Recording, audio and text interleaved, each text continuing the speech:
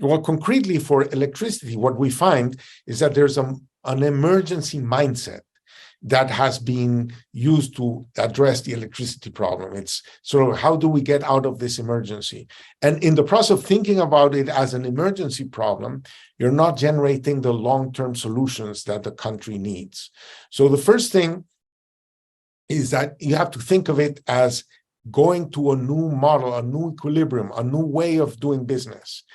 And that new way of doing business is going to involve other agents, other participants that have to have clarity as to what that world is going to be like so that they can act today.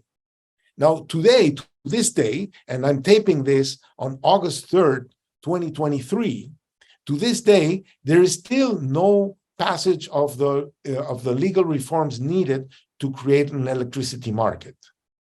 They've authorized something here and something there, but for this thing to really work, to work well, to work in the way it works in Europe or in the US or works in Latin America, people have to know what is going to be the nature of the market that they're investing for, how are they going to sell that electricity, how are they going to buy that electricity, how are prices going to get set, whose electricity is going to be used, etc.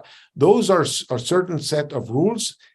Operation Vulindlela is leading the process. They have clarity over what they need to do. The law has not passed yet. Problems remain. There's no agreement. And in that context, you have this delayed process. So we have ideas, and the report expresses the ideas on what needs fixing, what those laws need to contain, and you need to pass them now. And also, you need to open up other opportunities. There are opportunities not only in generation, and everybody has been focused on generation, but the new generation is going to be in different parts of the country. For example, there's massive resources of solar energy in the Northern Cape, but the Northern Cape doesn't have the transmission capacity to put that electricity elsewhere.